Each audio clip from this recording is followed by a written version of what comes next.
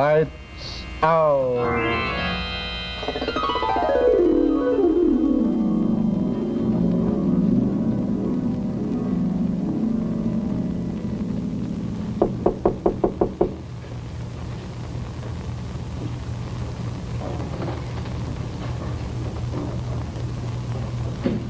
Dr. Grove? Yeah?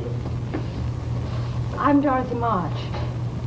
Al March's sister. The nurse at the desk asked me to come right up. Oh, yes, yes. Please come in, Miss March. Will you sit down? Your brother's very anxious to see you. Well, this morning the police said Al wasn't permitted to have any visitors. Miss March, the medical staff is an authority in this city hospital, not the police. His nurse told them that you had been here to visit him, and he insisted that we call you back. We have, because we can't risk his getting excited. Because of the operation? Yes. Scheduled to take place in a couple of hours. Oh, it's not too dangerous, is it? Just an ordinary head injury, as far as the x-rays show. Ryerson, one of our best surgeons, is going to operate.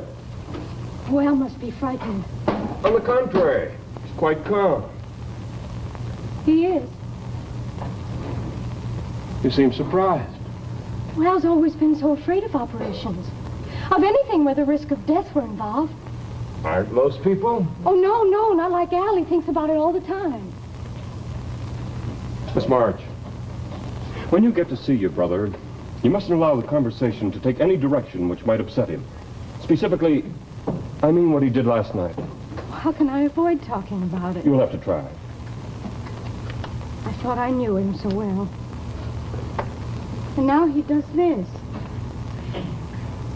If I could only understand why. There's a history of another head injury in Germany. When we learned your brother was a veteran, we sent for his medical records in Washington. Oh, yes, I know. That was an explosion in the barracks. Mm-hmm. Did you find out anything else? No, we haven't allowed anyone to question him yet, but we'll do our best to find an explanation. The Army changed him. Perhaps. I think we better go now, You can leave your coat here. And the newspaper. You see, we'd rather he didn't get a chance to read any of the stories. I don't think he fully understands the extent of the harm he did. I think you'd better go in first. All right, Dr. Grove.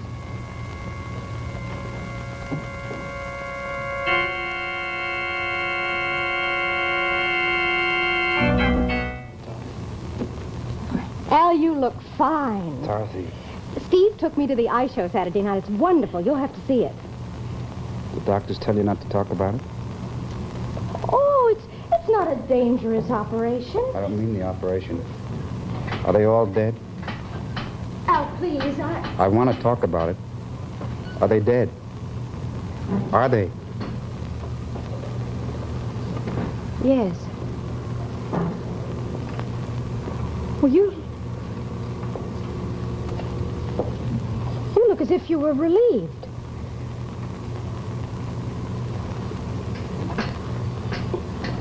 Dorothy, they were trying to kill me, the three of them. They've been after me for 6 years. I killed them in self-defense. Who were they? I don't know.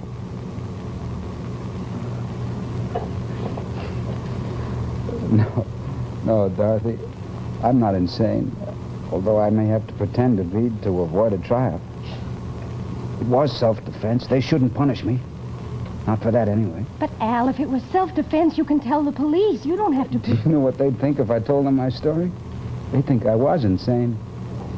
Oh, let's not talk about it. Now let's wait till That's later. why I got you here. I want you to understand why I did it. And I wanted to explain before the operation, just in case. It's nothing to worry about. Dr. Grove told me. Never can tell about operations. I've been running away from those three, from death, for 6 years. I suddenly squeeze up enough courage to turn them, face them. Some cop hits me too hard, and here I am facing death all over again. Al, don't. Dorothy, sit down and listen to me, please.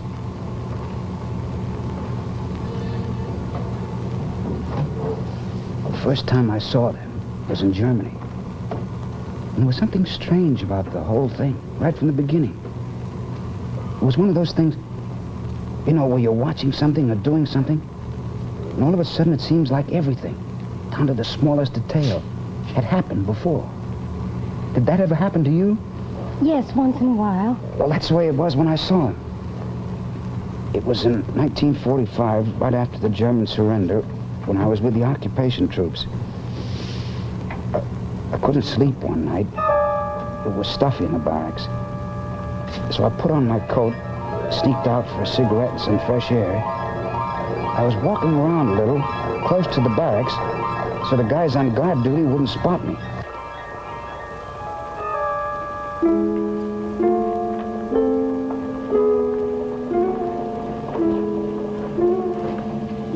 Then I saw them. First, there were just the two of them, a woman and a younger man. I was in the shadows. They didn't see me. And it was as though I'd lived through the whole scene before, only I couldn't remember when.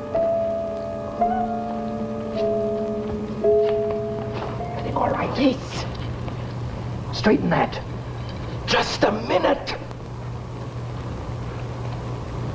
They waited for a minute to tick by. While they waited, I thought of what I was supposed to do. They were going to blow up the barracks, and I was supposed to stop them.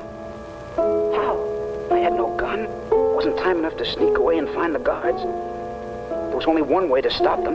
That was to shout, to bring the guards running. Yet if I did that, I'd get a bullet in me. They'd have time for that. Maybe the barracks would be saved, but I'd be dead. A dead hero. Why me? I wasn't on guard duty. I just happened to see them. I didn't shout. Didn't even breathe for fear they'd hear me. They were so close. Let's go.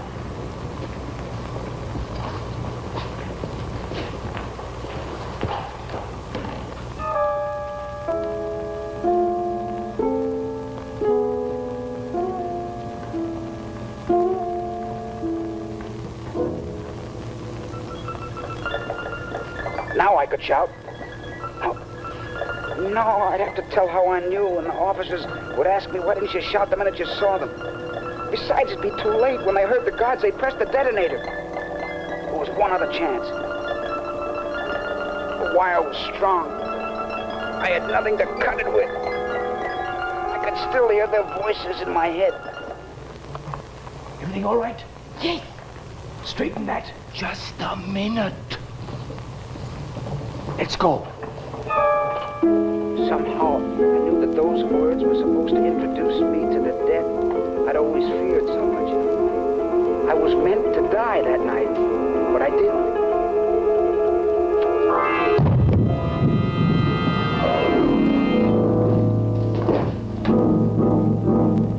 There's 260 men in those barracks.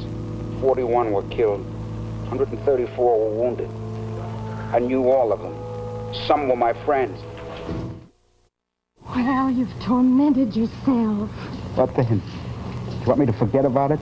To laugh? To sing? With the blood of your They friend? killed them, those three. Yes, and I could have prevented it. That makes me an accomplice. When you know somebody's going to commit a murder and you can stop it and you don't, the law says that you're an accessory before the fact. That you're as guilty as the murderer. I don't know. I know. I looked it up. Looked it up. Yes. Wanted to know what the punishment should be. Oh, Al, listen. You expected me to be horrified when you told me, didn't you? Well, I'm not.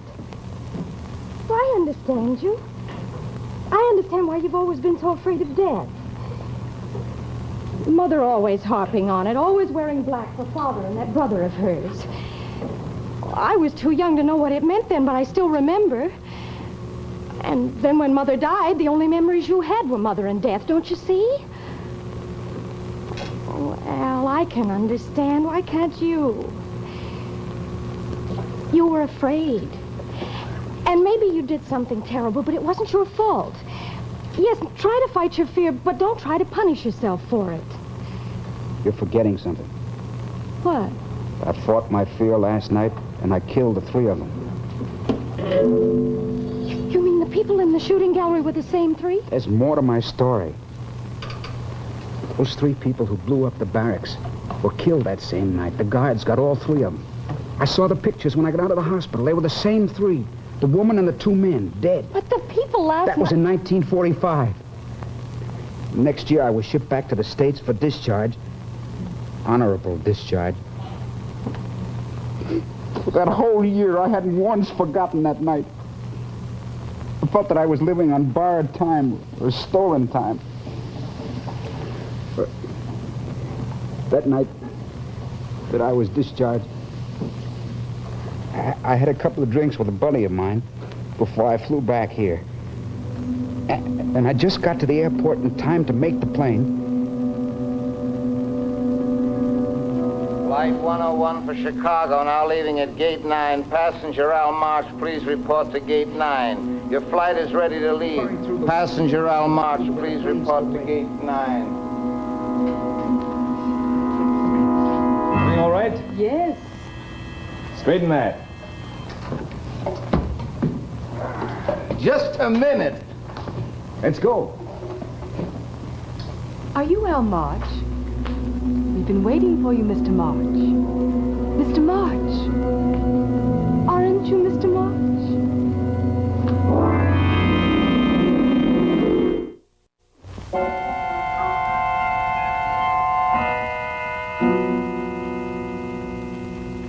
We've been waiting for you, she said. That simpering, pasted-on smile. And I ran away. The plane, did it crash? No, but it would have if I'd have been on it. Or there would have been some kind of an accident I wouldn't have lived through. I knew that if those three people ever got hold of me to a place where I couldn't run away, it'd be the end. Al, it couldn't have been the same three people. You said they were dead. You said the guard shot them. Maybe it's all in my mind. Who are we to say what's possible and what's impossible? I keep thinking of how little we know. Oh, Dorothy, I believe that there's a pattern of life, that man isn't strong enough to break through. But suppose it could be broken through. Not through strength, but through weakness, through fear and cowardice. I don't understand. I mean that those three people were meant to die that night. But first I was meant to be their victim. They died, I lived, the pattern was broken. But now the pattern was trying to restore itself. I don't know how many times those next 6 years that scene was repeated. Everywhere. I'd go into a barber shop and they'd be there. Two barbers and a manicurist. And they'd say the words, and the barber would turn to me with a razor shining in his hand and say, "Next." And I'd run away. But then I'd meet them again on a bus or in a theater or passing the house when I left in the morning. And I'd always run away. Well, that's why you traveled so much, why you never stayed with any one job. Yes. And that's what I lived through for 6 years. Can you understand the terror? But even a coward can only take just so much. You get tired of running away. You decide to stick it out just once. To see what happens after they say their words. And you're still standing there, facing them. That was last month, and I waited for the next meeting. But now it seemed as if they were avoiding me, as if they knew it was going to be different. Last night I found them. I'd wandered over to a carnival on the south side.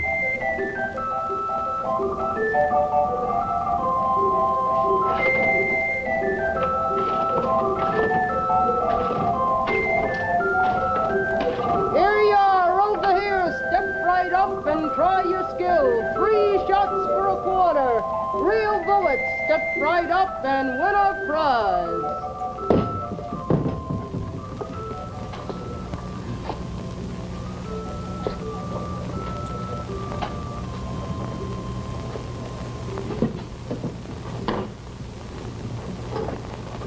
You know Harry, don't you? Sure, hi. Hi. I'll be back to take over in a little while. We're gonna get some coffee.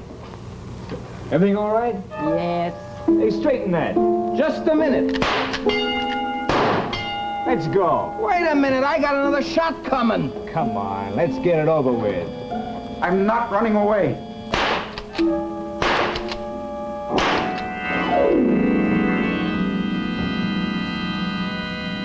I just stood there a minute, thinking of how at last I was rid of them. For the first time in 6 years, I felt good all the way through. And the blackness came, like the night of the explosion. Al, that policeman had to hit you. Your hands were still near the gun. He couldn't take any chances. Al, don't worry about anything. I'm going to get a lawyer. We'll claim you were temporarily insane. It'll be all right. Oh, Dorothy, I knew you'd understand. I have to pretend. They won't believe me. I feel so much better now that I've told you. That's good. Now about the operation. Now, don't worry about it. That's just it. I'm not so worried. Ever since last night, I'm not so worried about those things. What do you mean? But when I picked up that rifle, it was as though everything in the world were trying to hold me back. It was the hardest thing I ever did in my life. But I did it because I was tired of running away. Suppose once I broke through that pattern through weakness, and this time I broke through with strength. Al, stop it. Stop talking about patterns and dying. I'm sorry. Oh, I'm sorry. I was all upset. Sure. I think you'd better leave now, Miss March.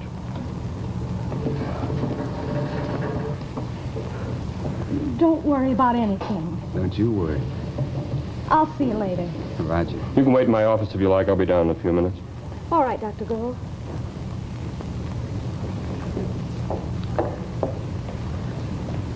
You have a very pretty sister. Too late, Doc. She's engaged.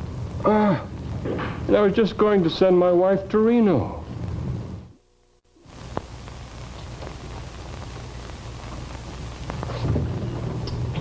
They have to get him ready. I know it may not seem ethical, but while waiting in the car there, I overheard your brother's story. I was going to tell you anyway. Good. You know, he made one particularly revealing remark. When he said that he killed in self-defense, he added, "I shouldn't be punished. Not for that, anyway."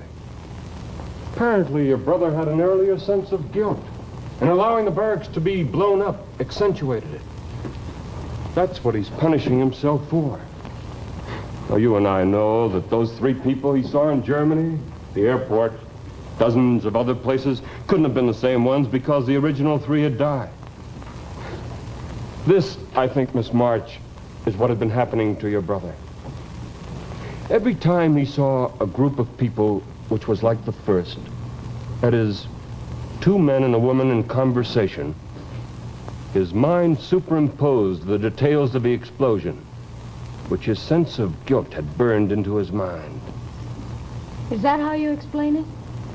For the moment, yes.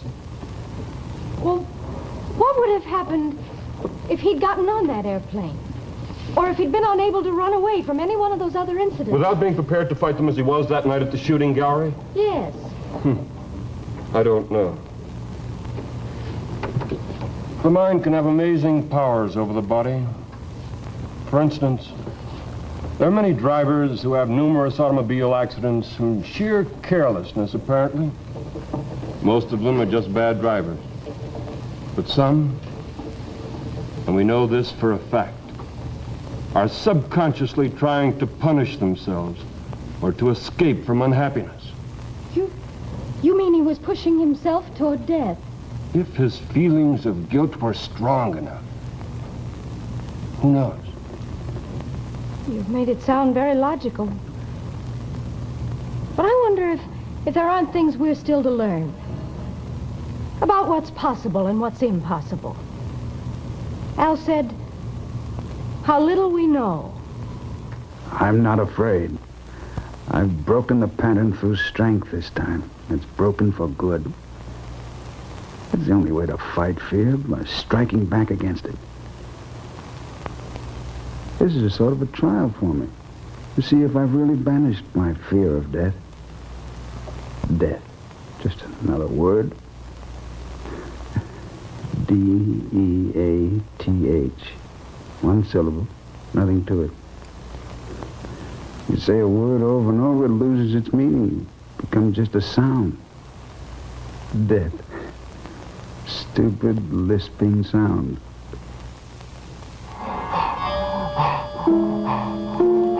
Everything all right? Yes. Straighten that. yet. Let's go.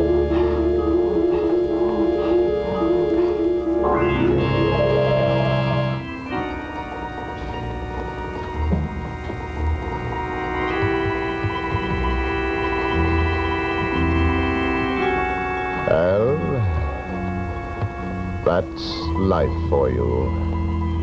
Just a pattern. Maybe we can break the pattern, and maybe we can't. But one can't be blamed for trying.